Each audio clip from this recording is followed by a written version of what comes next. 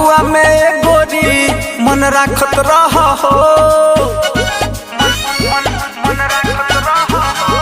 फगुआ में गोरी मन राखत रह हो, केहू देखे ना एने ओने तू झाकत रह हो, पिचकारी के लड़ तू संभालत रह, पिचकारी के लड़ तू संभालत रह।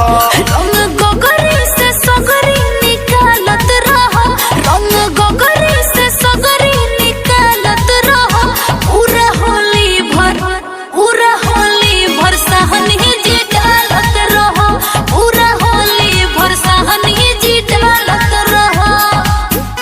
महेश साहनी जी।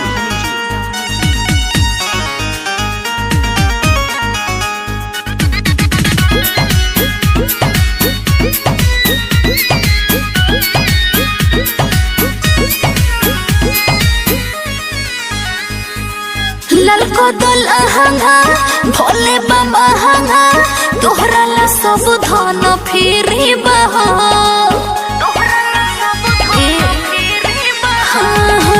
रंग तो तू चोली केहू न बोली, गलिया खोजत की रकीरी बहा। हमरा प्याज गोरी प्यार जागल बा, अरे तहरा पसबोई लोग पागल बा, सट सीना से सब का के टालत रह, सट सीना से सब का के टालत रह। रंग गोगरी से सगरी निकालत रह, रंग गोगरी से सगरी निकालत रह, पूरा होली भर सहनी जी डालत रह, पूरा होली भर सहनी जी डालत रह, पूरा होली भर सहनी जी डालत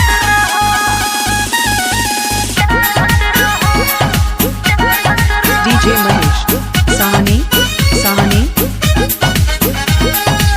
फागुन के लहर बेधत कोहर, आइल तहरा भिरी बानी हो, हर काहे नहीं खबुछ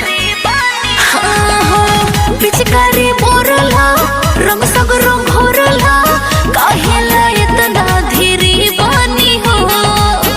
आशीष के मन बड़ा गोच भइल बा, अरे झोड़ी में रंग तारा टच भइल बा, सहनी पर कस के सही सहालत रह, सहनी पर कस के सही सहालत रह।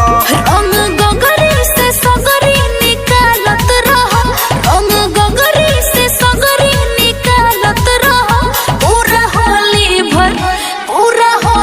भर सहनी जी डालत रह, पूरा होली भर सहनी जी डालत। गाना बनाए हैं mix by DJ Mahesh Nishad Tilora से।